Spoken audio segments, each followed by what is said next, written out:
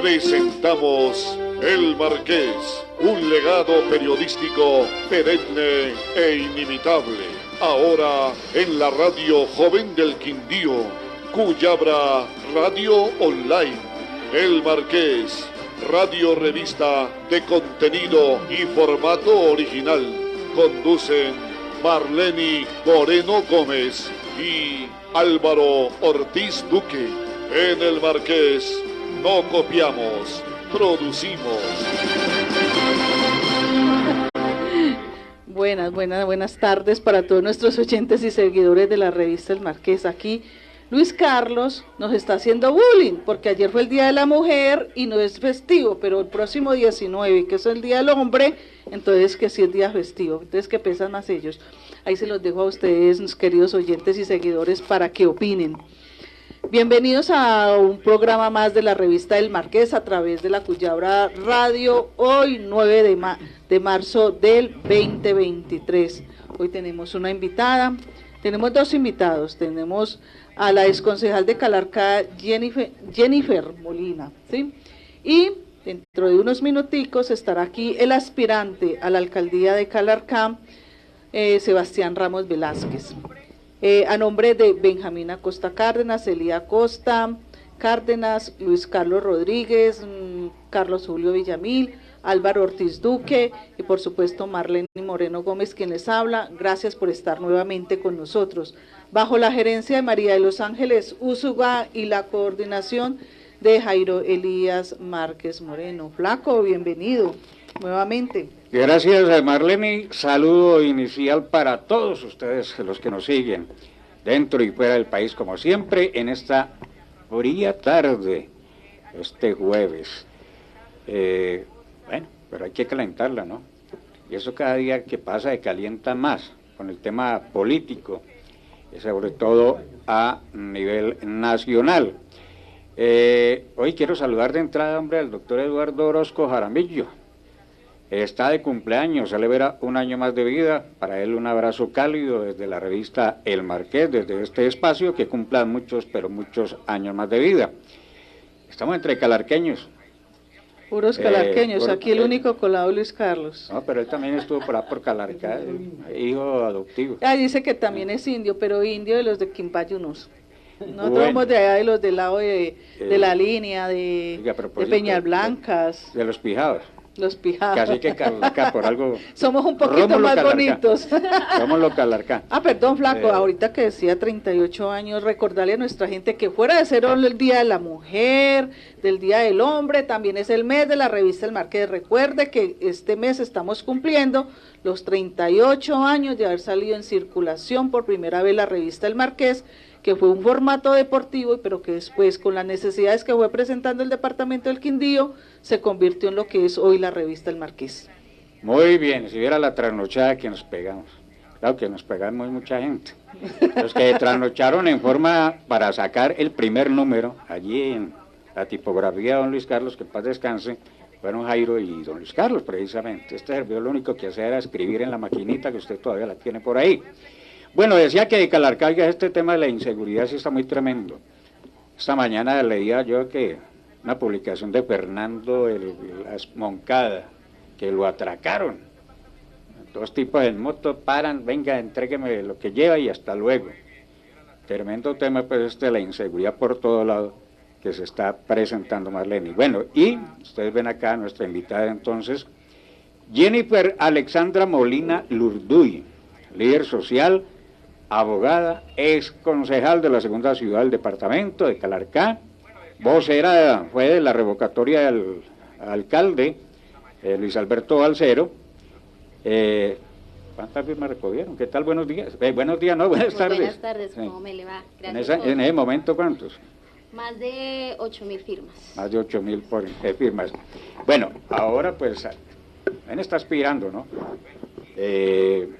Ya aspira más alto. Bueno, pero primero cuéntenos un poquito de su vida, quién es, cómo fue el paso suyo por el Consejo Municipal, para que después nos cuente cuáles son sus próximos proyectos políticos. Claro que sí, muy buenas tardes para todos los oyentes, muchísimas gracias por esta gran invitación. Jennifer Alexandra Molina es abogada, Fui concejal del municipio de Calarcá el periodo pasado.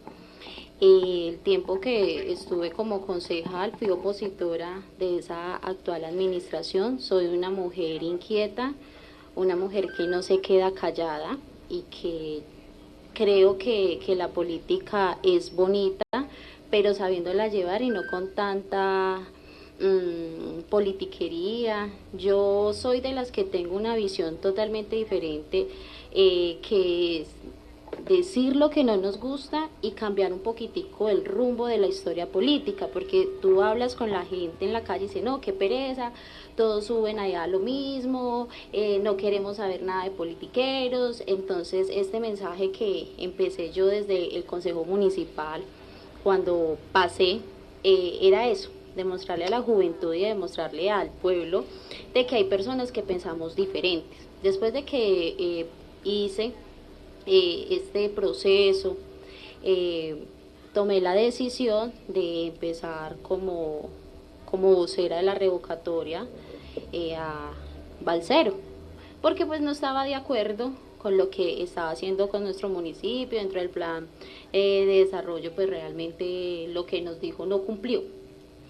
Entonces pues viendo que tenemos la Constitución, estos mecanismos de participación que los podemos utilizar, tomé las banderas de empezar este proceso, que no fue fácil.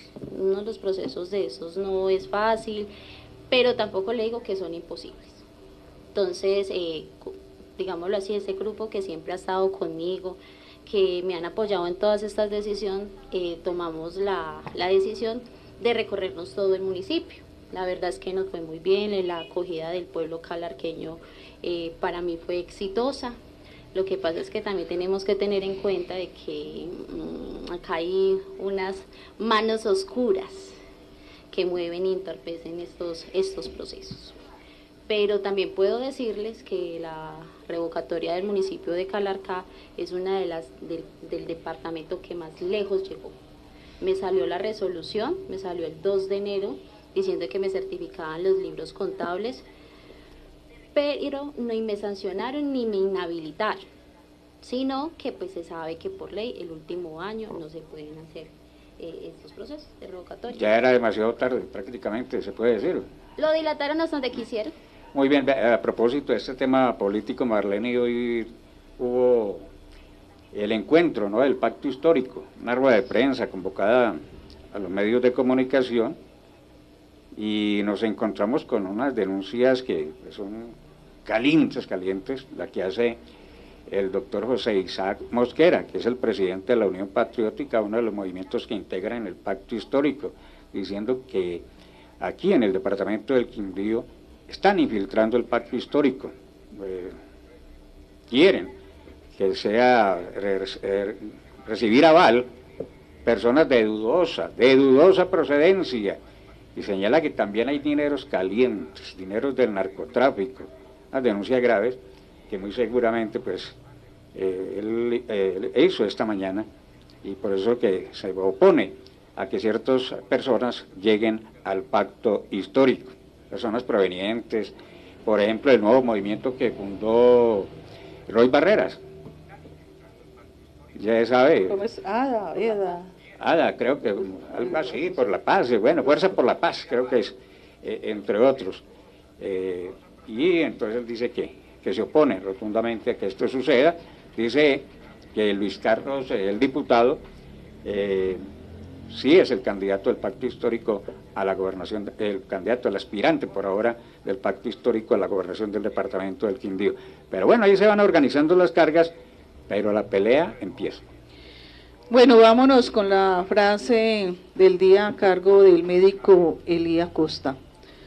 No culpes a nada, ni a nadie, por lo que tienes o no tienes. Solo tú eres el artífice de tus, sí. de tus haberes. Muy que bien. no le pusieron la tileta. Elías Costa. Oiga, Eli.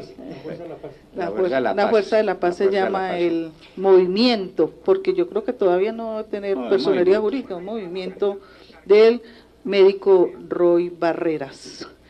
Bueno, pero cuéntenos ahora sí cuáles son sus proyecciones a futuro. Pues viendo pues esa trayectoria, pues mis amigos, mi equipo de trabajo me dijo pues de que ellos querían, me hacían la propuesta de que me postulara para la asamblea.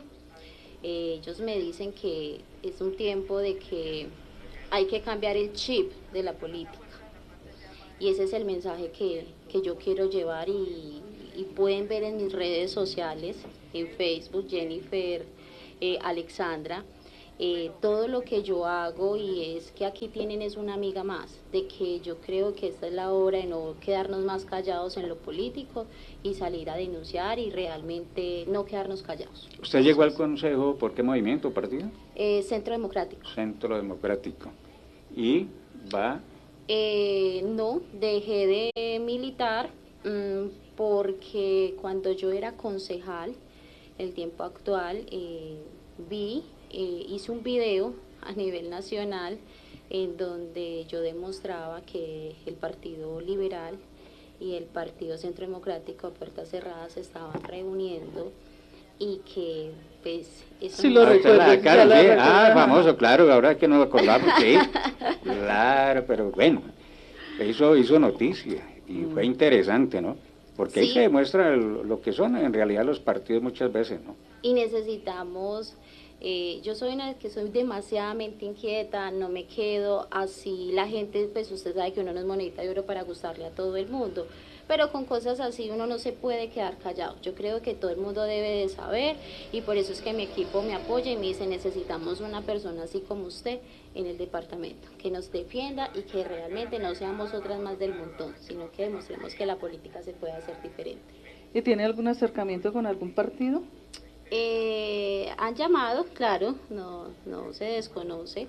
Porque además, perdón lo que le voy a hacer, ahora encontrar líderes políticos, mujeres, que siempre han querido como pisotear lo que es la mujer, ay sí, metámosla relleno porque la ley lo exige, y entonces las van dejando ahí por fuera. Entonces ahorita son muy poquitas las que quieren salir al ruedo político, entonces me imagino que todos querrán tenerla ahí. Usted tiene razón, porque fue un relleno, para ser concejal fue un relleno. Sí, sí, en entonces eso, eso es lo que tú dices. Porque los políticos hombres siempre han visto a la mujer como los rellenos para las listas, para ellos poder subir y aspirar. Estamos dos contra dos, ¿o yo? Para que no van a decir que es que aquí no hay igualdad. Por eso, porque ahora sí exigen la igualdad, una cuota, una proporción. Pero exigiendo la igualdad seguimos en las mismas, ¿no? Porque ya las mujeres que tienen un trabajo respetable ya no se van a dejar pisotear, entonces a ellos ya no les va a gustar. Porque si no llega esa aquí también puesta. Usted le trae poquito lo que ha pasado en el Quindío, el matriarcado que hemos tenido. Bueno, aquí también. No, y como vemos las fotomultas del municipio de Calarcá con esta belleza de concejales que tenemos. Qué tristeza. El tema fotomultas es otro. Bueno, también me dicen que usted va a llegar nuestro próximo invitado, ¿no? Sebastián Ramos, ¿no? ¿Lo distingue? Con Sebas, cuando yo fui concejal, empecé a hacer una oposición, pues Sebas es como una persona que también ha sido igual de inquieta a mí. Entonces él también ha manejado sus plataformas, yo he manejado las mismas, entonces la verdad es que me parece que es un muchacho de que me gusta ese pensamiento, de que lo mismo que vengo yo diciendo, hay que darle la oportunidad a personas diferentes que tengan unas buenas ideas, independiente de esto, y viendo que hemos trabajado en plataformas diferentes, pero por un mismo bien objetivo, que es el municipio de Calarcá. Usted estuvo en un periodo en el Consejo de Calarcá, dice, bueno, yo durante este periodo fuera de las denuncias dejé para Calarcá tal beneficio. ¿Cuál sacarías? Bueno, ¿qué beneficio? En el tiempo que estuve yo estos 4 años allá, llevé un proyecto al consejo, pero ahí sí donde tú dices, como una mujer, entonces llevé el proyecto. En ese tiempo todavía no había salido lo del asbesto, pero eso ya lo venían aprobando poco a poco, digámoslo así, como decir, en Bogotá, en uno de los municipios de mesitas, exactamente mesitas. Mesitas del colegio. Sí, allá ellos empezaron, porque yo me estoy hablando con los presidentes de allá, Y entonces yo también quise implementar en el municipio de Calarcá esta situación, pero muy triste ver que si uno está pensando en un beneficio común, que es una comunidad, los mismos compañeros no lo apoyan. Es muy triste, queriendo uno dejar una huella de estas, para que ni siquiera es que uno se vea beneficiados, que nos vemos beneficiados Todos. Y aprendí. Lastimosamente en eso se ha vuelto la política. Pero hay que cambiarla. Yo Sí. todavía veo de que esto lo podemos hacer, de que independientemente de que yo salgo de ser concejal, porque el Partido Centro Democrático no me dio nuevamente el aval, porque me lo quitaron literalmente. Qué bueno que yo hubiera podido decir, me derrotaron en urnas, el pueblo calarqueño no quiso, sino que esto fue el mismo Partido Centro Democrático, que realmente pues muy desilusionada, porque pues realmente ahí fue donde crecí políticamente y donde me hubieran dado esta espalda. Pero bueno, yo creo que por eso será que pasan las cosas, Dios no quería, y bueno, y en este momento emprendí otro proyecto que para mí es exitoso, y demostrándole a todo un departamento que no nos podemos quedar callados.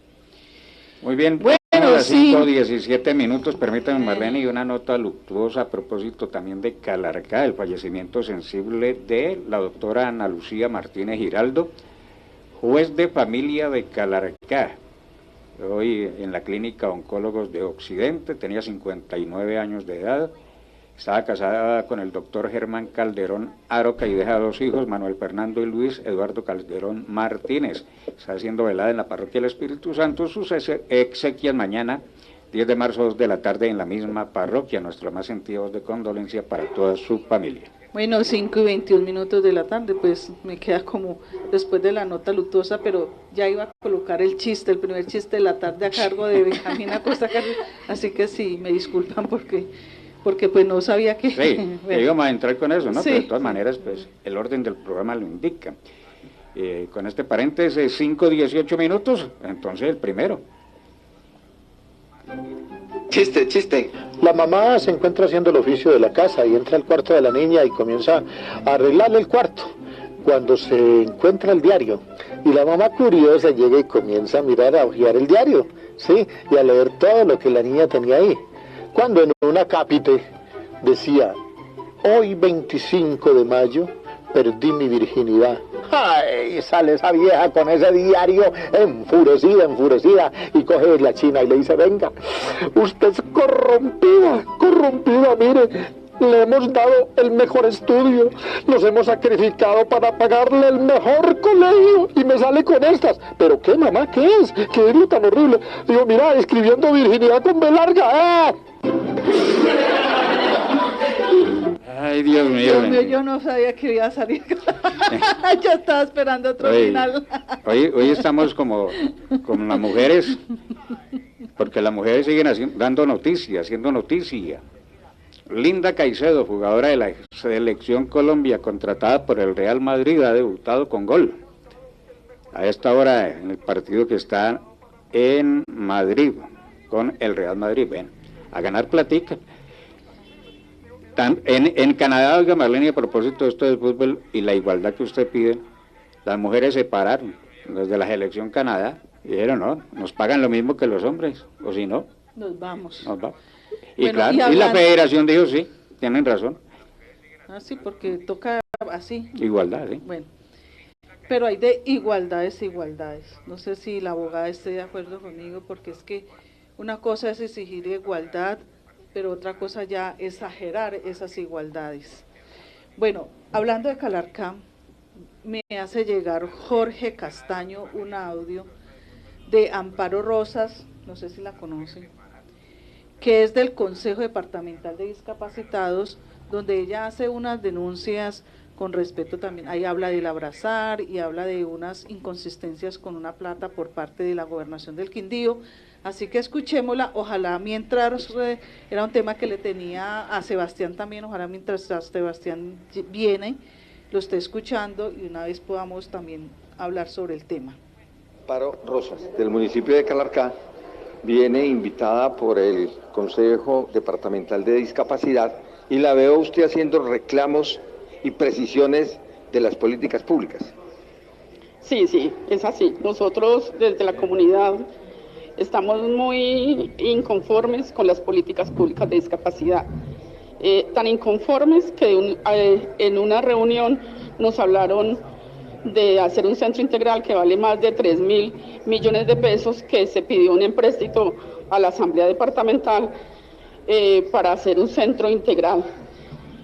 Y resulta que nos dijeron después que era un centro integral para personas con discapacidad, para indígenas y para atender todo tipo de poblaciones. Cuando hemos pedido que nos vuelvan a explicar, vuelven y nos vuelven a explicar lo mismo, sin haber un diagnóstico de las necesidades. Entonces nunca nosotros nos preguntamos en este momento por qué van a invertir 3.000 millones de pesos cuando no han podido accionar la política pública de discapacidad, que de hecho se acaba el año entrante. Nosotros tenemos una política de discapacidad desde el año 2014 y va hasta el 2024 y todavía no vemos semáforos accesibles, las vías accesibles en algunos municipios, pero no en todos, y fuera de eso, ellos que tienen que prestar asesoría a los municipios, las rampas que están haciendo los municipios, las hacen para cumplir, pero no para que sean funcionales para las personas con discapacidad. Hablemos de la educación, hablemos de la parte laboral, que es lo que trata la política pública. Todavía tan atrasados en ese proceso, todavía tanto desconocimiento de los funcionarios en el tema de discapacidad. El mismo gobernador nunca viene a sentarse a decirnos por qué va a ser un centro integral y por qué no ha accionado lo que tiene que hacer en política pública. Esas son las inquietudes y las molestias. El gobernador puede hablar de que le duele la discapacidad, pero tuvo 4 años para accionar y nos deja sorprendidos cuando ahora propone 3.000 millones de pesos para hacer otro centro donde él tenía Abrazar, y Abrazar se acabó. No entendemos, cada vez entendemos menos. Y ojo, un centro integral para las personas con discapacidad, así sea un resort, no nos interesa, porque a nosotros nos interesa que todos los municipios sean incluyentes, que todos los municipios, nosotros los que tenemos alguna discapacidad física, no nos podemos desplazar con facilidad desde los municipios, del municipio de Génova al municipio de Calarcá, como cuando era Abrazar. Entonces, lo que habla ya la política pública de discapacidad, lo que habla la Convención de Derechos Humanos de las Personas con Discapacidad, es que los servicios deben estar cerca, accesibles, los buses, la parte de salud, es lo que él debe hacer, lo que debe es estar monitoreando que cada entidad que tiene que ver con esa política pública cumpla lo que tiene allí, que los rectores estén recibiendo a los muchachos con discapacidad, incluyendo a los muchachos con discapacidad cognitiva. No lo vemos. Usted acaba de escuchar lo que es la planeación y no escuchó nada de rampas, nada de accesibilidad, nada de política pública. O sea, se reúnen para cumplir, pero no para poner en práctica. Claro, y en eso no podemos rajar a la Secretaría de Familia. Ellos hacen la tarea y si viene un ente nacional, ellos hacen una tarea excelente en hacer los comités en el momento que es y nos invitan a si vengamos a tallar. Pero el accionar sigue siendo un accionar muy pobre, un accionar que nos deja sorprendidas. Es que el tema de discapacidad es como venga, les decimos a los bobitos cómo están las cosas. Usted acaba de ver un informe donde nos hablan de unos indicadores críticos, pero no nos dicen por qué esos indicadores están críticos. ¿Cómo yo le sigo metiendo plata a lo que no funciona? ¿De quién es la culpa entonces? Usted dice que la Secretaría de Familia cumple. ¿Quién no cumple? Es que la Secretaría de Familia cumple haciendo la asistencia técnica, pero el que no cumple es el gobernador, porque él es la cabeza. Tiene que interactuar con el privado, ¿cierto? Aquí somos sectores. Entonces él sabe que esta política pública la tiene que mover con el sector privado, la tiene que mover con otros sectores públicos, la tiene que mover desde el mismo accionar con las otras secretarías. Hoy lo ideal era que hubiese un informe de un comité laboral donde nos digan cuántas personas ingresaron en este último año a la gobernación, por ejemplo. Muy amable. Bueno, que esté muy bien. Aquí vemos un gobernador al que siempre hemos conocido como defensor de la discapacidad. Lastimosamente llegan esta clase de denuncias donde él no está haciendo nada por la discapacidad, prácticamente lo dice la señora durante estos 4 años, y sí se ha dedicado es a mirar ¿Cómo es el proyecto en que le puedan pasar el antiguo estadio a la fundación que precisamente habla la señora? Pero bueno, ya nos llegó aquí. ¿Quieres decir algo? Sí, no, sobre este particular, y aprovechando que está la abogada acá, había una figura jurídica que fue aprovechada por algunos abogados que recorrían el país, iban a los municipios y decían, por ejemplo, falta una rampa para discapacidad, para unas personas con discapacidad, y se ganaban todo, estaban llenando de plata. Esa figura creo que desapareció, ¿no? Creo que es acción de cumplimiento o algo, por el estilo. No, de tutela, no, acción popular. Pero a través de ella se lograron muchas veces, pero obligando a los gobiernos a que construyeran las rampas o se le facilitara, como ella dice, el ingreso a las personas con discapacidad, que cada día son más, lamentablemente. ¿Y por qué? Ahí entró en juego otra situación que es grave, se está presentando mucho en el departamento del Quindío, se ha incrementado exageradamente, es el tema de la accidentalidad. Los accidentes diarios están dejando y causando no solamente pérdidas para el sector salud, sino también para la condición humana. Y entonces pues se hace necesario y obligatorio que los gobiernos cumplan, como dice la señora Amparo, representante de estas personas con discapacidad, pero que no tiene que ser obligados, sino para eso están las normas, las leyes, y que las deben de cumplir. Bueno, 5:27 de la tarde. Bienvenido, Sebastián. Un poquito tarde, pero bienvenido a los micrófonos de la revista El Marqués. Nunca es tarde hoy. Estaba diciéndole que no se le olvidara que hoy es el día de la mujer, es este mes, que es el Día del Hombre, pero que sobre todo ello es el mes de la revista en el que cumplimos 38 años. Usted ha vivido ese proceso desde que estaba ya con mi hijo jugando, jugueteando, haciendo diabluras con mi hijo, entonces también ha sido parte como de este proceso y este crecimiento de la revista. Sebastián, para los que no lo conozcan, Sebastián Ramos Velasco, él fue candidato en las elecciones pasadas a la alcaldía de Calarcá y ahora aspira nuevamente a llegar al primer cargo del municipio de Calarcá. Pero Sebastián, usted tiene un poco de títulos y un poco de experiencia, cuéntenos un poquito de esto. Bueno, primero, muy buenas tardes para todos los oyentes que nos ven por el Facebook Live. Pues qué bueno estar nuevamente en estos micrófonos. Hace ratico no estaba aquí. Cuando era secretario del Medio Ambiente, creo que fue la última vez que charlamos acá por la emisora. No, muy contento pues de estar hoy aquí. Felicitar al Marqués, una vida de lucha. De lucha. Una vida de lucha completa. De lucha y de despedidas también. Y de verdad que ese proceso ha sido muy bonito y pues muy agradecido, Marlene, porque ustedes siempre me han tenido ahí presente en cada mes. Siempre sacan una nota o nos mencionan por ahí. Desde hace más de 10 años creería yo que empezamos con esto, con Jairito en la universidad, que ha sido un gran amigo, un gran coequipero y que ha estado acá presente en todos estos procesos. Y pues Marlene, sí, yo creo que más allá de títulos o de lo que uno podría llamar la experiencia, yo creo que la experiencia más bonita es andarme a Calarcá, andarla, conocerla, entenderla desde toda la vida, ¿cierto? Yo he caminado a Calarcá toda la vida, desde muy pequeño.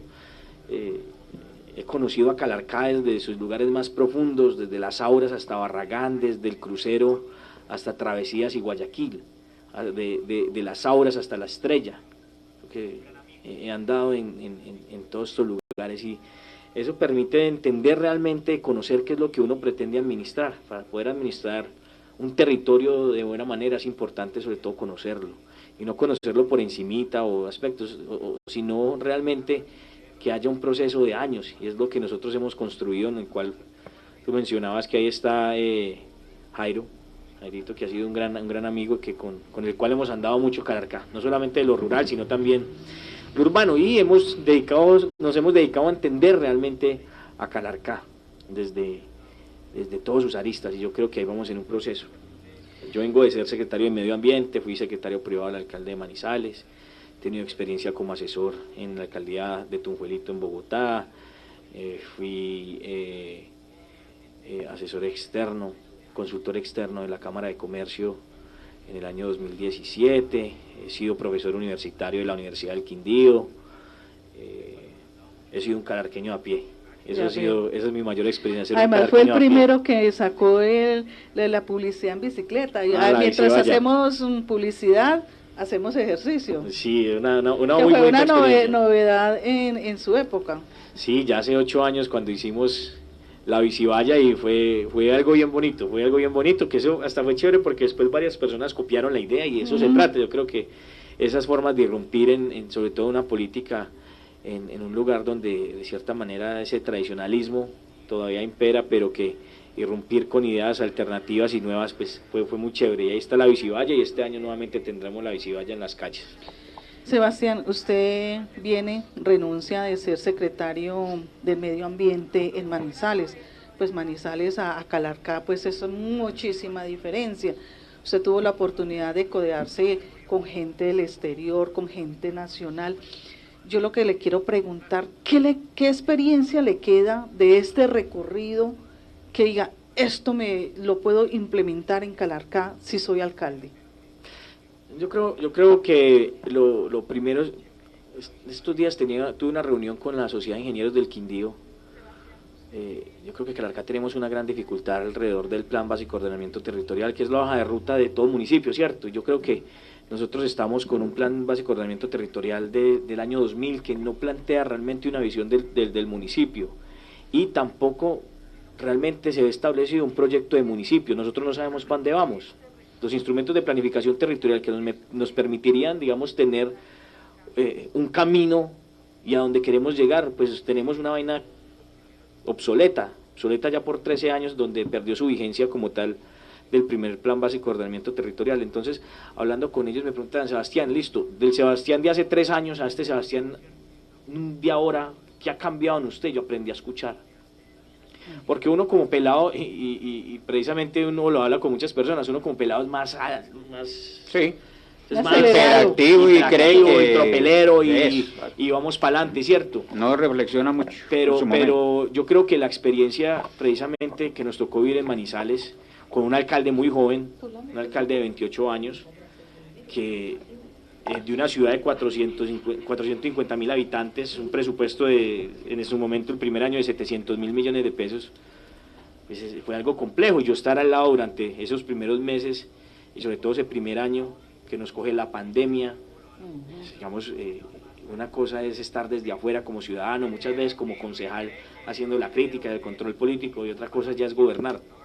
Y yo creo que en muchos aspectos de esas cosas que uno aprende con el tiempo es primero a escuchar mucho más, a escuchar a los que saben de asuntos específicos, porque muchas veces también las personas, y uno se mete en el cuento y cree que se sabe de todo, pero realmente hay cosas muy específicas que hay personas que tienen la idoneidad, la experiencia y saben de cómo hacerlo, ¿cierto?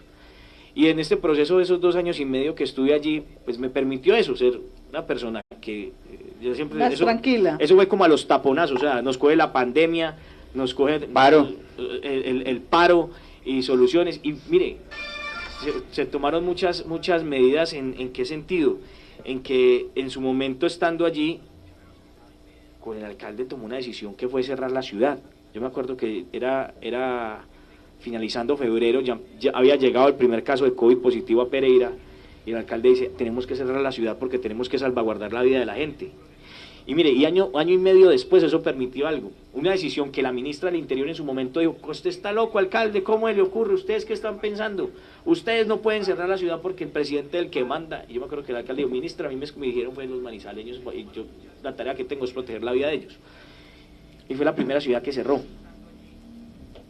con los gremios en contra, con todo el mundo en contra. ¿Qué permitió eso? Sentarnos alrededor de los gremios y de que los gremios también propusieran cómo iba a ser ese proceso de transición. Nadie sabía qué iba a pasar con la pandemia. ¿Hasta dónde iba a llegar?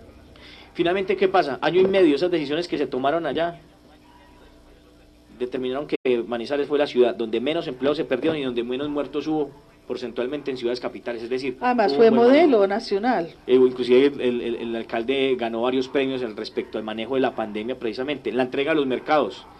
El Contralor General de la República, Felipe Córdoba, en su momento llegó a Manizales y dijo, ha sido el mejor manejo de la pandemia, se repartieron más de 200.000 mercados y se sabe dónde está cada uno de esos mercados que se repartieron. Entonces fue una experiencia muy bonita porque fue alrededor de un proceso de escuchar a gente que sabía, que tenía experiencia en lo público, y que uno, al vivir alrededor de esta discusión, en todos los PMUs, más de 350 PMUs estuvimos durante estos 2 años con el tema de la pandemia, ¿cierto? Y los PMUs, pues entran todas las entidades, diferentes experiencias, diferentes sectores, y yo trataba de que eso fuera como una esponjita. ¿Qué puede uno ir aprendiendo? Y pues nos tocó desde muchos aspectos. El año pasado, precisamente, hace pocos días se cumplió 1 año de una tragedia, donde lastimosamente un colega periodista pues de ustedes, de Semir, perdió su hija en un deslizamiento que se llevó cerca de 8 casas, y es un tema de gestión del riesgo, ¿cierto? Y ahí también fueron muchas experiencias. Yo paso del despacho de ser secretario privado, paso a la Secretaría de Medio Ambiente, y allí logramos ya otro tipo de experiencia, y fue la experiencia de ejecutar. Pasamos de ejecutar una secretaría que el primer año ejecutó 4.000 millones, pasamos a 18.000. Pasamos de tener 0 parques a tener 19 parques nuevos. Pasamos de tener una discusión de 3 años alrededor de la compra de predios en alta montaña, que básicamente los abacos donde se genera el agua para los acueductos, que no se habían podido comprar, dejamos listas esas compras por más de 3.000 millones de pesos.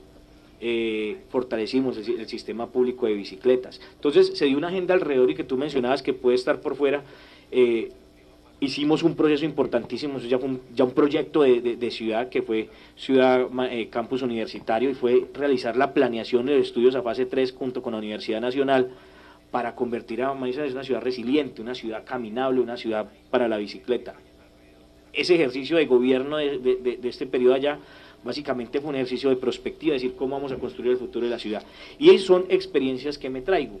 Obviamente Calarcá tiene una situación completamente diferente, presupuestos completamente diferentes, capacidades completamente diferentes. Nosotros tenemos un sector rural donde el 84% del suelo es producible, es decir, podemos producir comida. Hacia vamos, me llama la atención lo de las bicicletas en Manizales, porque así que hay que hacer ejercicio. En cambio en Calarcá usted la coge y rueda ahí mismo. Venga, pero espere, antes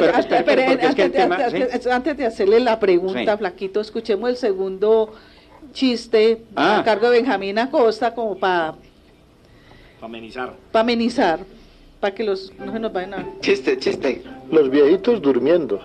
Estaban 1 de la mañana, y cuando comenzaron a escuchar ruidos, y escuchaban ruidos, ¡ay, los ladrones! Y llega la viejita y dice, oiga, amor, ¿por qué no te levantas y te asomas por la ventana? Y entonces con eso, si son los ladrones, ellos van a creer que tenemos perro. Y entonces llega y le dice el viejito, ¿y por qué no te asomas tú? Y con eso creen que la casa está embrujada. Deje así, hágame el favor. Bueno, esto sí no es chiste. Aquí hay un debate grande en el departamento del Quindío, y naturalmente esto cobija a Calarcá. Aquí no ha habido una definición de qué o cuál va a ser el futuro. ¿Nos la vamos a seguir jugando por el turismo o el campo? Usted dice, Calarcá tiene en su mayor parte el tema del campo abandonado totalmente. Campesinos en vía de extinción, ya no hay escuelas, no hay puestos de salud, no hay nada absolutamente. No hay vías terciarias. Entonces, ¿cuál es la vocación del departamento y cuál sería la vocación de una Calarcá en sus manos? Seguir impulsando el tema del turismo, que Calarcá en ese aspecto pues ha estado muy quedado, o jugársela por la producción, por la recuperación agropecuaria, entre otras cosas. Yo creo que las vocaciones no se crean. Las vocaciones es algo que nace con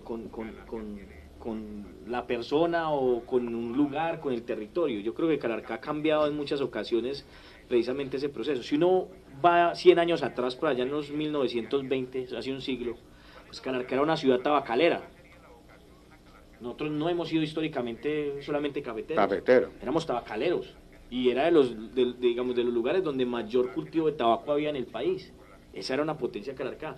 Después obviamente se da todo el tema del café, el boom del café, y se convierte, digamos, en ese proceso que permite que esta área del país se desarrolle, el eje cafetero, ¿cierto? Todo inicia pues desde Antioquia, de Sonsón hacia acá, ¿cierto? Y se abordan lugares como esa cuchilla de Río Sucio, de Jardín Antioquia hacia acá, de Viterbo, de Guática, de Apía, toda esta zona de Risaralda, y sobre este lado de Caldas, pues Chinchiná, Santa Rosa, y ahí se aborda ya el Quindío, que precisamente Calarcá es Salento y Calarcá es el primer municipio que recibe en gran parte de esa transición del tabaco al café. Y ahí cambia la vocación, ¿cierto? Cambia la vocación. ¿Ha cambiado la vocación? No, no ha cambiado la vocación. Lo que ha cambiado es precisamente el elemento que se produce. Y pasamos de producir tabaco y otros elementos, algodón. Nosotros éramos paperos éramos grandes paperos hace 50 años, inclusive menos, hace 30, 40 años. Papa Salentún. En la papa salentuna, la mejor se producía arriba en el Cañón de las Auras, ¿cierto? Entonces uno dice, venga, ¿qué pasó con eso? Éramos grandes productores de leche y de queso. Entonces siempre hemos tenido una vocación agrícola. Entonces la cuestión es, ¿potencializamos nuestra vocación agrícola o le apostamos al turismo? Y yo creo que después de que termina el Pacto Internacional de Café al final de los 80, que básicamente termina con esa potencialidad que le daba la producción del café a las personas de esta región, que generaba buenos recursos, que generaba una dinámica económica alrededor de la economía campesina, de los comités. Pues mire, todo lo que existía a partir del café, el banco cafetero, la flota mercantil y un montón de negocios, grandes negocios que se fueron acabando. Y básicamente lo que dice la gente queda con las manicruzas, entonces ¿qué vamos a hacer? Y ahí es donde nacen pues, grandes personas, Luis Fernando Ramírez Echeverri, junto con otras, Jaime Jaramillo y otras personas, empiezan a explorar la idea de las fincas cafeteras. Entonces vamos a generar una nueva dinámica en el departamento y son las fincas cafeteras. Y eso arranca en los principios del 90, ¿cierto? Posteriormente, cuando llega el Parque del Café en el 94, si no estoy mal, me puedo equivocar, en el año 94, pues ya se empieza a potencializar alrededor de municipios como Montenegro, por el simple hecho del Parque del Café, ¿cierto? Y desde ahí se empieza a generar una dinámica importante alrededor del Parque del Café.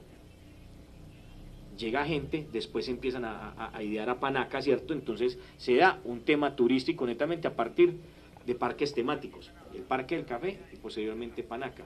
Y claro, cuando la gente viene a buscar una experiencia, que es lo que es el Parque del Café y Panaca en este caso, o ahora Recuca en Calarcá, o el Parque de los Arrieros también en Quimbaya, es listo, yo voy por una experiencia, pero también necesito dónde descansar, dónde vivir, y empieza también el boom de las fincas cafeteras y de los chalets y el alquiler. Entonces se genera una dinámica a partir de una necesidad que existió cuando se acaba la potencia grande del café y que se buscan alternativas. No quiere decir que hayamos cambiado la vocación, que la hemos dejado tirada, y no se ha dejado tirada solamente porque decidimos no apostarle a lo agrícola o a lo agropecuario, sino que son factores también externos que han limitado que se potencialice el sector. Entonces, claro, cambiamos nuestro modelo económico, ¿cierto? Con el modelo económico de turistas, pero en el último estudio que se acaba de dar dice que en el departamento del Quindío, en el último... hemos perdido la competitividad en el turismo. Ajá. ¿Sí? Entonces ahí es donde uno tiene que empezar, como ustedes futuros, de la asamblea, de la alcaldía, mirar otras cosas. Además que este turismo nos ha dejado una vida muy cara, porque creen que nosotros a toda hora vivimos del turismo y el Quindío tiene toda la plata vida por haber, y no es así. El departamento del Quindío es más bien un departamento pobre, porque no es generador de empleo. Mire, para no ir más allá, lo dije yo el año pasado, cuando me pasaron la chiva de que UMA se iba del departamento del Quindío, lo dije aquí. En una reunión, en una rueda de prensa que estuvimos allá en la zona franca, hice la pregunta, me dijeron que yo estaba equivocada, que me está dando la razón, que yo sí tenía buenas fuentes y que ahora se está ya trasladando para Pereira. ¿Por qué? Porque Pereira le está dando prácticamente nada de impuestos. Entonces, mire, tenemos que mirar lo del turismo, como ustedes desde donde vayan a estar, el turismo y cómo generar ese empleo o empresas, pero que a la final no se vayan porque llega Manizales, llega Pereira y dice, vénganse para acá que no les vamos a cobrar impuestos. Yo creo que hay un elemento muy necesario y todo radica en los instrumentos de planificación, porque eso es realmente lo que me dirige a mí el cumplimiento de la política pública, ¿cierto? Entonces, yo no puedo pretender ser un departamento turístico, pero tengo en los municipios unas tarifas altas de liquidación de industria y comercio. Entonces, no va a ser atractivo para que vengan a hacer inversión y que creen empleo. Yo no puedo pretender que hayan zonas turísticas, ¿cierto?, dependiendo del turismo. Mira, hay una cosa que hemos olvidado. en el mundo, en los grandes países, en los diferentes países, mire, Italia, en Roma es un tema, pues, turismo masivo, ¿cierto? Pero cuando usted se va a los lugares pequeños, todo funciona alrededor del turismo comunitario, es la misma gente la que desarrolla la actividad y crean toda una cadena, digamos, como toda una cadena de valor alrededor del turismo, pero con la gente propia de ahí, no lo que nos ha pasado en Finlandia y Salento, que hoy ya Salento y Finlandia, sobre todo Salento, la gente de Salento no es la que habita hoy Salento, ha sido personas externas que han venido a comprar, la calidad de vida sube y dicen, yo ya no soy capaz de vivir acá, pues me dan una buena plata por mi casa, pues yo la vendo y me voy para otro municipio que sea más barato. Más barato. ¿Cierto? Lo mismo está ocurriendo en Finlandia. En Finlandia está ocurriendo exactamente lo mismo. ¿Pero por qué? Hoy esos dos municipios tienen un gran problema y el gran problema se llama el agua. No tenemos en el departamento del Quindío. Primero somos el paisaje más modificado del país. 80% del paisaje se ha modificado. Segundo, no tenemos estudios de capacidad de carga para determinar hasta qué punto de turistas o de qué flujo de personas pueden llegar a los territorios y que eso sea medido. ¿Para qué? Para no generar afectación sobre quienes habitan este territorio. Tercero, si nosotros no generamos un proceso de planificación a largo plazo, específicamente hablando del tema de Calarcá, es decir, listo, vamos a potencializar el turismo. Hoy nos dicen que no somos competitivos ante otras regiones del país, pasamos de ser la segunda a la séptima. Entonces uno dice, venga, ¿qué estamos haciendo mal? Y yo creo que ahí falta un trabajo articulado entre todos los sectores, desde lo público, también con los privados que hacen los esfuerzos privados para sacar adelante, digamos, negocios y que generan algún empleo, pero que si no hay esa articulación, pues no podemos hacer nada. La Cámara de Comercio tiene gente muy capaz dentro de su personal para que ayuden a realizar esos procesos de formación. Por ejemplo, esta mañana pude charlar con algunos de los jiperos de Calarcá y nos dicen, mire, cada día nos sentimos que nos quieren acabar, que nos quieren desaparecer. Y la ley 2053 plantea que los jiperos son patrimonio cultural del país. Entonces uno dice, venga, ¿cómo ellos que han sido los que han desarrollado este departamento durante los años? Perdón, Sebastián, yo hago una acotación ahí, y es que la misma ley dice que se deben de convertir en cooperativas, es a lo que ellos de pronto no le están apostando mucho a las cooperativas. Nosotros sabemos qué pasa a la final con estas cooperativas, porque los ponen a pagar más por pertenecer a una cooperativa. Y fuera de eso, como no hay buen trabajo, no hay nada, ellos que dicen, me voy a meter a una cooperativa donde me van a cobrar mensualmente un dinero que no tengo, entonces a la final me van a sacar. ¿Sí? Pero le está pasando, yo le quiero agregar lo siguiente, le está pasando lo mismo que al tema de las casas tradicionales. ¿Qué está pasando con las casas tradicionales en Calarcá y en la mayoría de municipios? Que esta casa es patrimonio, sí, pero ¿qué? Nada, para el propietario, ni siquiera ¿qué? las pintan. Por eso. Antes por lo menos con, ¿cómo es que llama? El exdiputado, sí. Qué pena con la invitada también, pues estamos hablando de un tema turístico. Usted llega a la asamblea, hablemos eso. ¿Qué va a pasar? ¿Qué puede hacer usted? ¿Qué piensa? General, o qué piensa de estos temas de turismo, de generación de empleo, por qué se están yendo las empresas, o sea, de manera de que ellas no se vayan. A ver. Bueno, bien pueda. 5:49. Bueno, señor. Bueno, y es que esos solo fueran esas problemáticas, esos son bastantes. Y lo de Calarcá, cuando hablamos sobre patrimonio, es triste porque también se habla de que el municipio debe de dar para arreglar estas casas, pero no tenemos el presupuesto. Entonces, ¿qué están cogiendo? Pues están haciendo las personas, como no tienen para arreglarlas, da triste que las tengan que demoler. Eso se ve. No, dejarlas acabar, porque usted sabe que la plática, lo que ha dicho acá Sebastián, es precisamente eso. Qué triste y viendo que tiene que haber, Sebas, para eso tiene que haber el presupuesto, porque para eso es que están los acuerdos de patrimonio, porque eso se hizo y se logró cuando yo fui concejal, que en esos acuerdos tuvimos una batalla grande en el municipio, porque pues nosotros no hemos querido que se termine eso. ¿Sí te acuerdas? No, realmente el tema ahí en qué radica, y es que hoy hay un acuerdo municipal que exonera a los dueños de las casas que están determinadas como patrimonio. Realmente no hay un listado, hoy hay un listado de 112 casas aproximadamente, muchas de ellas ya se han caído, ¿cierto? Sí, lo que se está buscando en el nuevo Plan Básico de Ordenamiento Territorial es que precisamente se quede determinada una área, eso lo llaman una área fundacional del municipio, es de cierta manera un una de las áreas alrededor del centro del municipio donde están la mayoría de las casas hoy patrimoniales y que esas se determinen como el resto y que las otras, digamos, salgan de ese listado y poder trabajar concretamente sobre esa área fundacional, que sería entre la carrera 22, entre 37 y la Casa de la de 37 con 22 hasta la Casa de la Cultura, hasta la 41 con 25, alrededor todo lo que aborde las casas que están patrimoniales, alrededor de esa zona, ¿cierto? Para seguir cultivando. Para, digamos, potencializar una zona que llamemos fundacional, ¿cierto? Y lo otro es que, precisamente, lo que yo les decía, mire, esto radica en un gran ejercicio de planificación. O sea, para poder potencializar elementos como el turismo, hay que plantearlo desde el punto de vista, desde el territorio. ¿Qué zonas vamos a potencializar? ¿Qué tipo de turismo vamos a tener? ¿Vamos a tener hoteles de lujo o vamos a apostarle a un turismo más de cafetero, ¿cierto? Vamos a apuntarle a una experiencia cafetera, que hoy hay muchos ejemplos de esto, ¿cierto? O le vamos a apuntar a un turismo masivo como Salento, como Finlandia, solamente gente llegue para comprar y sea una dinámica alrededor porque hay unas casas bonitas, o lo hacemos de manera organizada. ¿Cómo vamos a tener claro el plan municipal de turismo, que hay que replantearlo nuevamente?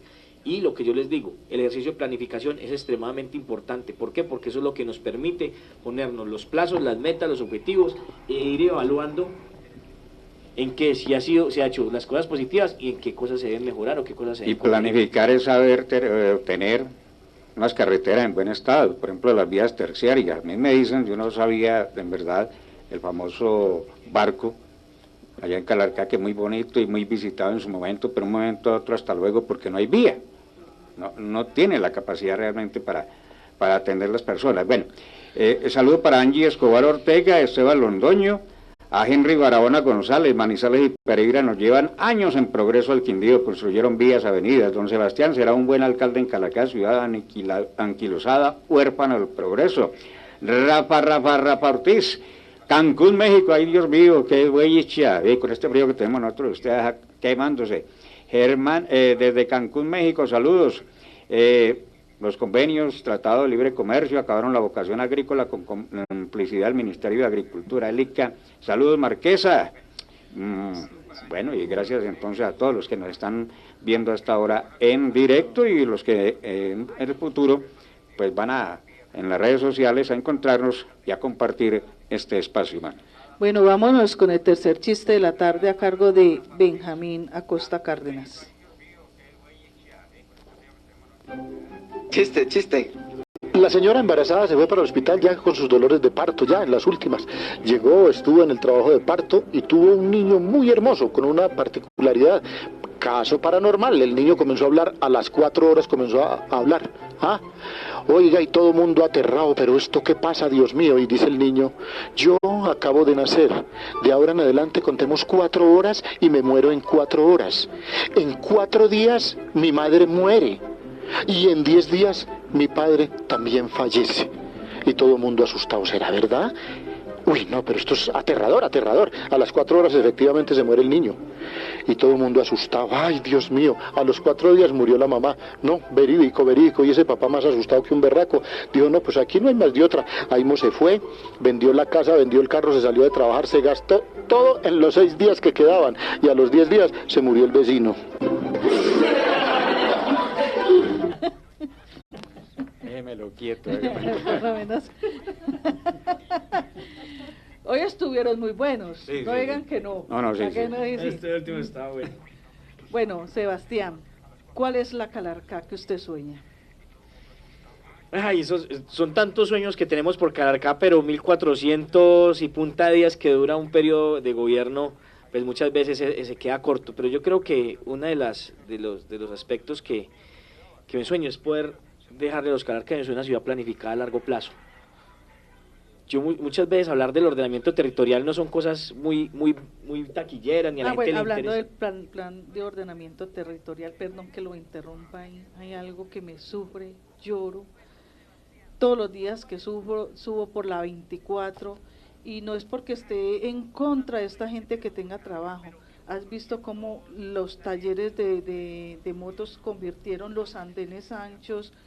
Porque primero eran normales, pero ahora, tras de que son más anchos, están llenos de aceite, no se ha hecho nada, se lo dije al alcalde en su momento, no hicieron nada, que los iban a quitar, no lo han quitado, y tras de que hacen la vía más angosta, ellos atraviesan todo su taller en todo el andén, y fuera de eso parquean las motos haciendo un trancón. O sea, para mí muy bueno que hayan arreglado la 24 y todo, pero ha sido un dolor de cabeza para los calarqueños, yo pienso así. No sé ustedes dos que son calarqueños, qué idea tengan sobre esto.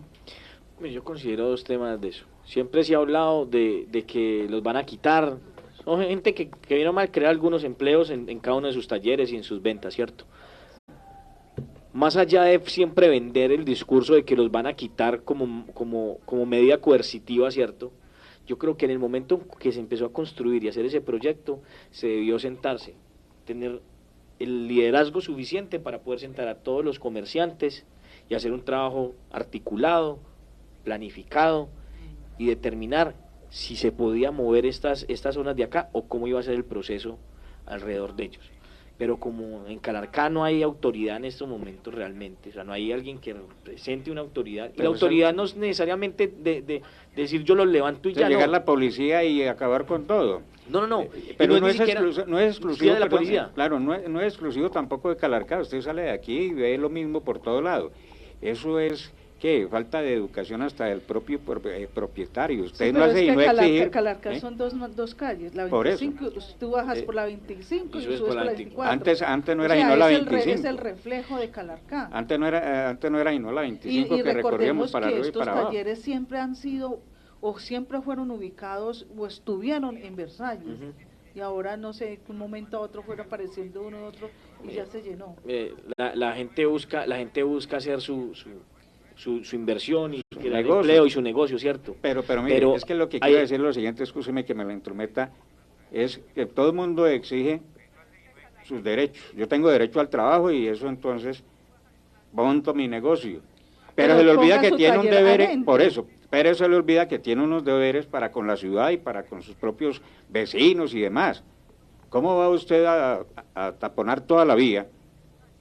A sacar, si usted tiene un almacencito pequeño, entonces saca para exhibir, saca los muebles o lo que sea. Si tiene una ventanilla, entonces ya está sacando ahí las mesas para que la gente se siente afuera. Entonces también es falta de mentalidad y de responsabilidad de quienes tienen o son propietarios. Ustedes tienen su derecho, nosotros como peatones, como ciudadanos también tenemos otros derechos. Lo mismo pasa con los vendedores ambulantes, que creen y siempre alegan lo mismo, es que tenemos derecho al trabajo. Sí, pero no pueden hacer lo que les venga en gana también. Y ahí es donde dicen mano firme en ese sentido. Sí, mire, es que a donde quiero llegar yo es, mire, para usted poder formalizar un negocio, usted debe tener un uso de suelo, ¿cierto? Sí. Entonces, ¿quién otorga eso? Gobierno. La Secretaría de Planeación, ¿cierto? El uso de suelo dice, allí se puede establecer este tipo de negocio. Entonces, le dan el uso de suelo comercial. Listo. Entonces, se empiezan a traer los talleres.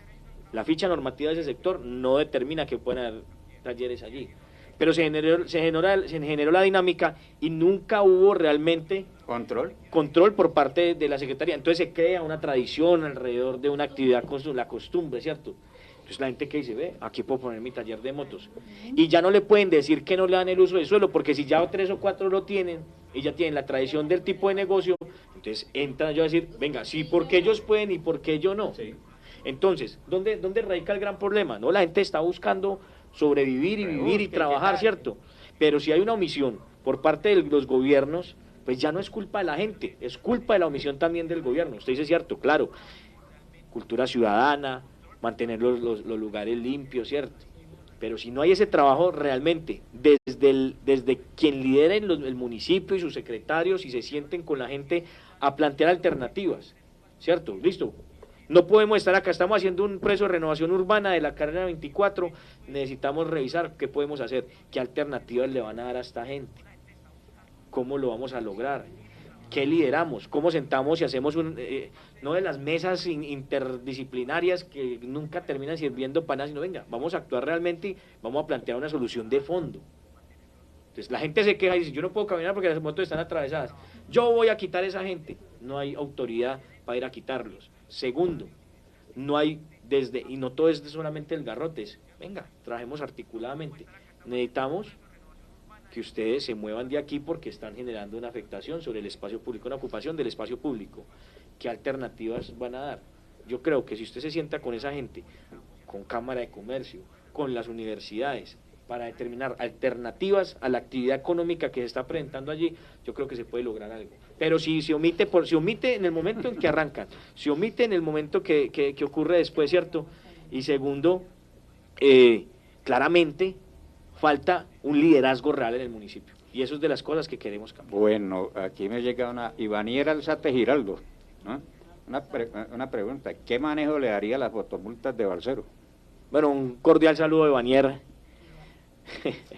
Vea, nos hemos opuesto a las fotomultas porque me parece que, mire, hoy hay una gran discusión sobre la fotomulta que está en el puente helicoidal, es un lugar de alta accidentalidad, entre comillas, ¿cierto? Hoy eso puede ser una medida coercitiva que lleva a la gente a decir, uy, si yo me voy muy rápido, yo prefiero bajar la velocidad para que no me partan, ¿cierto?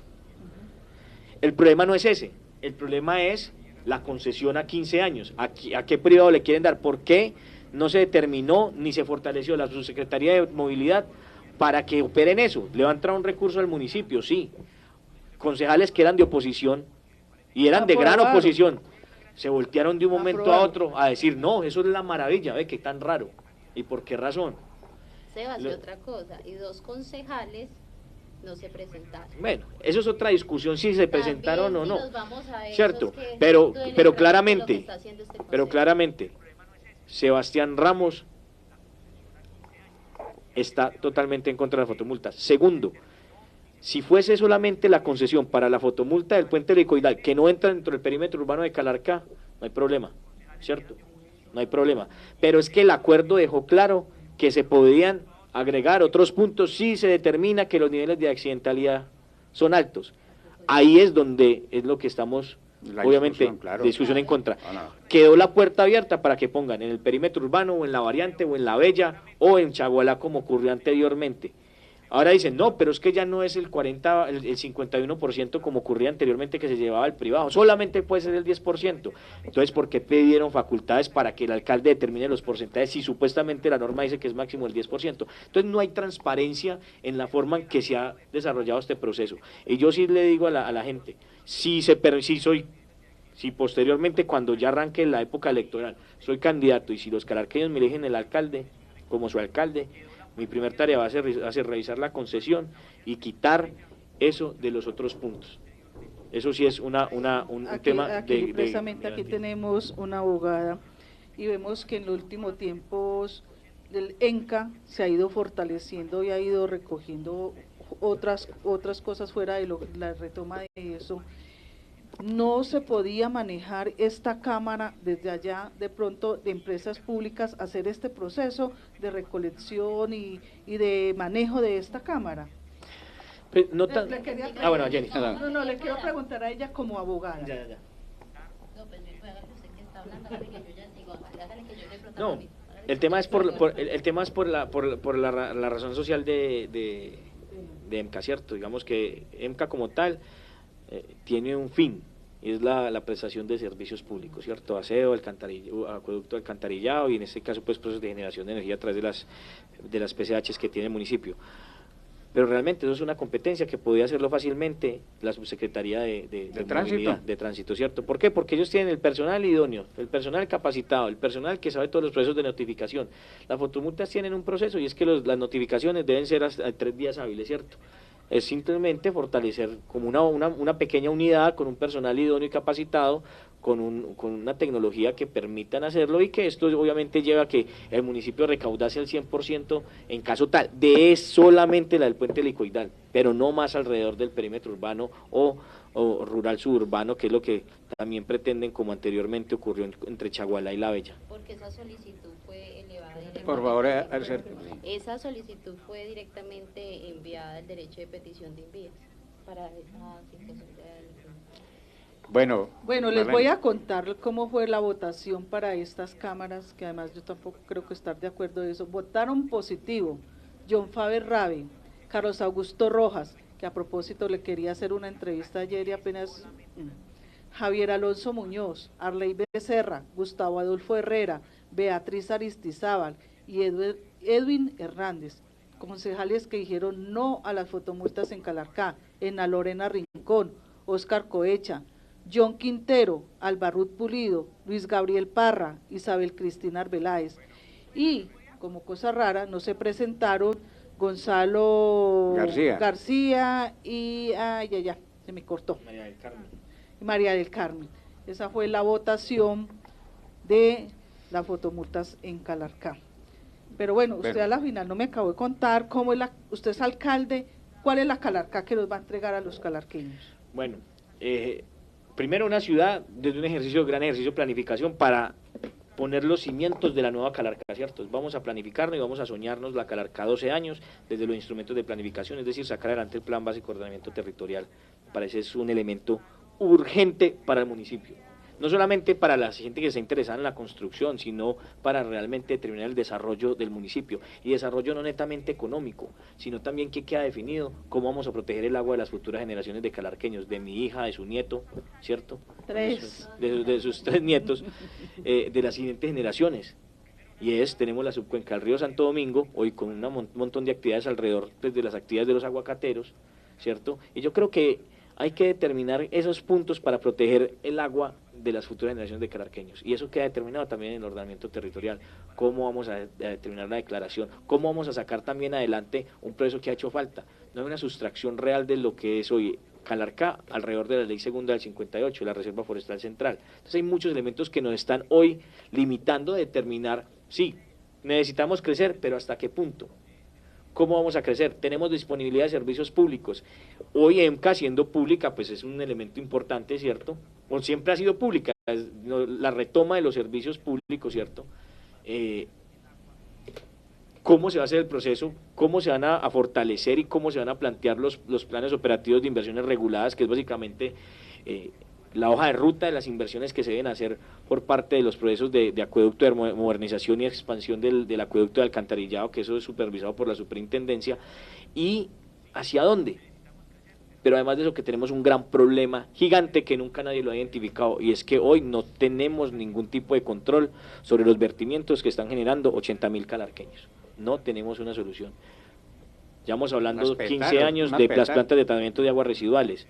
Listo, son lo más convencional y se pueden lograr. ¿Dónde se van a hacer? ¿Cómo se van a hacer? Calarcá, la condición física de Calarcá es que Calarcá tiene hacia un lado allá Villa Italia, el manantial, tiene una salida acá también, es como una mano, Guaduales, ¿cierto? Guaduales y Las Palmas. Por el otro lado tiene La Huerta, El Porvenir, Llanitos de Guaralá, hacia ese sector que va hacia la Virginia. Por otro lado tenemos el Luis Carlos Galán, tenemos Villa Tatiana 1 y 2, tenemos al otro lado Chambranas y Rincón del Bosque, y tenemos en la última pedazo de mano hacia allá al fondo Laureles, Balcones Viejo, Balcones de la Villa, Comar, ¿cierto? Entonces tenemos una gran dificultad, y es cómo conectar todas las redes que vayan a que haya un proceso posterior de limpieza, en el entendido que se hubiese construido la petar que se robaron, ¿cierto? Entonces, hoy hay que hablar nuevamente de cómo vamos a darle una solución al tema de vertimientos. Hoy el gobierno nacional se está planteando que va a haber muchos recursos para temas de saneamiento básico. Dentro de esas se habla de los acueductos de alcantarillado, pero también de las plantas de tratamiento de aguas residuales.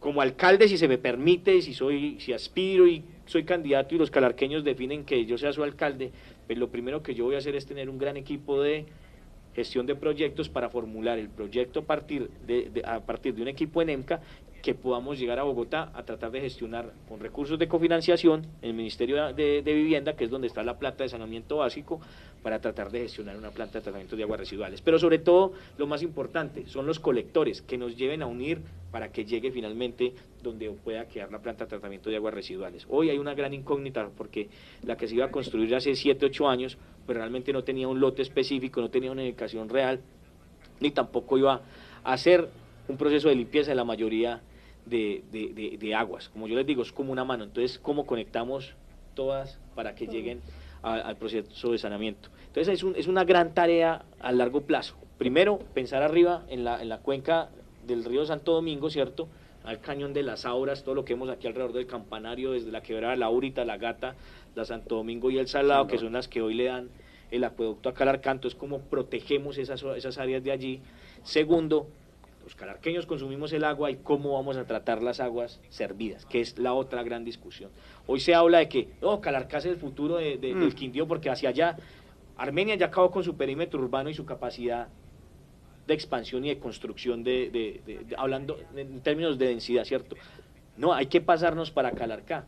Y yo creo que hay que ser muy responsables también en esto. No es que yo esté en contra de que se construya, obviamente no. Lo que hay que hacerlo es que hacerlo de una forma planificada, sin desbordar, tener los estudios de capacidad de carga para determinar cuáles son nuestros límites, para no poner en peligro hoy la vida de quienes han habitado por más de 100 Porque es que la cultura del cemento nos tomó el departamento.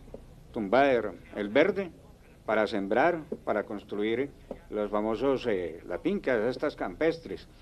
Marlene, pues el tiempo corre, ya pasamos. Una pregunta final, porque hay un oyente, Wilmer Gil Ramírez. Buenas noches ya, mire.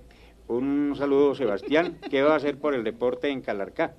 Un cordial saludo a Wilmer allá en el barrio El Gaitán, un gran líder deportivo que muchos años lleva trabajando con su gimnasio popular y también con las escuelas de fútbol que ayuda a que muchos niños tengan un hábito diferente a los que ya conocemos, ¿cierto? Por el deporte, Calarcá tiene 3 elementos que hoy deben potencializarse. El tema de los escenarios deportivos, le han hecho unos mejoramientos a algunos, pero realmente no todos los manimientos. Hay que hacer un gran esfuerzo para darle un mejoramiento a los escenarios deportivos. Primero, tener el espacio de disponibilidad para realizarlo. Segundo, hoy hay algunas escuelas deportivas que se lideran desde el municipio, pero sobre todo hay muchas privadas de personas que, al no tener alternativa a la pública ni que haya la oferta de lo público, pues realizan sus propias escuelas y tratan de utilizar algunos de los servicios, pero estas cobran porque obviamente eso tiene sus costos, ¿cierto? Entonces lo que hay que potencializar, y no solamente en el deporte, como para aclararle a Wilmer, Calarcá no es solo fútbol. Yo soy un aficionado al fútbol, pero loco aficionado. Pero Calarcá yo digo, es ciclismo. que ciclismo, atletismo. Voleibol. En Calarcá no tiene una cancha de tenis excepto la que tiene en el Alto del Río de cemento. Entonces, venga, ¿cómo pretendemos nosotros impulsar diferentes deportes si no lo hay? Y yo creo que hay que apuntarle como sea. Yo no tampoco puedo ser tan irresponsable a decirle, yo lo voy a hacer si soy alcalde, no. Yo creo que lo que hay que buscar es recuperar lo que otrora teníamos, que era nuestra Villa Olímpica, para que sea un espacio de diferentes deportes y donde se puedan realizar realmente procesos de formación desde la alcaldía, que sea la alcaldía quien lidere los procesos de formación de los deportes, pero con un elemento, porque es que pasa, aquí, escuela de fútbol, o escuela de microfútbol, o de voleibol, o de básquetbol, contratan un tutor 3 meses y se pierde la escuela 4 meses mientras lo vuelven a contratar. Yo creo que son elementos. Y lo mismo pasa en cultura. Tal cual.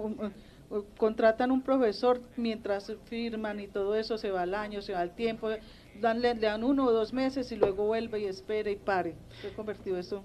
Hay que redignificar, y específicamente hablando de Wilmer, hay muchos líderes deportivos del municipio que quizás no tienen esa formación académica ni el diploma, pero que han dedicado su vida a formar niños y niñas en diferentes deportes. Hay que redignificarlos y darles oportunidad también para que sigan siendo grandes formadores, que se puedan también lograr su formalización tanto tecnológica como profesional, y eso debe ser desde la alcaldía. Siempre nos dicen, es que nunca hay plata. Cuando yo hoy miro las ejecuciones de los últimos alcaldes de sus planes anuales, ¿cierto? ¿Cómo es posible que cada año entren por recursos del balance 8, 10 mil y 11 mil millones de pesos y dicen nunca hay plata? Que sin gastarse más de 100 millones de pesos, con 100 millones de pesos puedo fortalecer, tener 1 o 2 tutores para 5 deportes diferentes por todo un año completo. Falta la voluntad y el entendimiento de cómo funciona lo público para poder lograrlo, pero como todo se visiona a partir de ser un aparato burocrático, entonces yo le doy 3 meses a usted, lo tengo contento, le doy otros 3 a usted y lo tengo contento. No, acá más que convertir, como siempre ha sido un aparato burocrático, lo que hay que lograr es hacer procesos que tengan constancia para crear los hábitos. Los niños necesitan tener hábitos, y para que existan hábitos nuevos, diferentes a los que vemos en la calle, tenemos que tener consistencia en los procesos de formación, y eso es una de las cosas que vamos a apuntarle fuertemente, al mismo tiempo que obviamente hablamos de los procesos de mejoramiento de los escenarios deportivos que tenemos en el municipio. Bueno, Sebastián, se nos queda muchos temas de Calarcá y muchas inconformidades que uno ve, que le quisiera preguntar, porque además sabemos que usted, no digo encuestas, los sondeos que se hacen en la calle y todo, usted va liderando hasta ahora un buen puesto hacia arriba, proyectándose a ser el próximo alcalde de Calarcá. Espero que no sea la última vez que nos acompañe durante este proceso de su aspiración. Más adelante volveremos a hablar de temas, lo mismo para Jennifer desde su asamblea, decirles que estos micrófonos siempre estarán abiertos para cuando se trate de dar soluciones y temas a favor de la comunidad. Entonces, decirles que gracias por aceptar esta invitación, y a todos nuestros oyentes, 6:18 de la tarde, con la venia de Luis Carlos, nos tomamos este tiempito, pero son muchos temas que nos quedan por fuera, que esperamos más adelante concluir con este tema. A nombre de Benjamín Acosta Cárdenas, Eli, Luis Carlos, Carlos Julio Villamil, Álvaro Ortiz Duque, María de los Ángeles, Jairo Elías y por supuesto Marlene Moreno Gómez, gracias por estar con nosotros este 9 de marzo y los esperamos de aquí 8 días, donde estaremos celebrando precisamente la fecha del cumpleaños de la revista El Marqués, es el 17 de marzo, entonces el 16 estaremos aquí con Álvaro, miraremos a ver quién nos puede acompañar de los que estamos en este proceso de la revista y trataremos de hacer un programa diferente. Gracias a todos ustedes por aceptar esta invitación y nos vemos de aquí 8 días, si el Todopoderoso nos lo permite y que nos proteja de todo mal y peligro. Feliz noche para todos ustedes.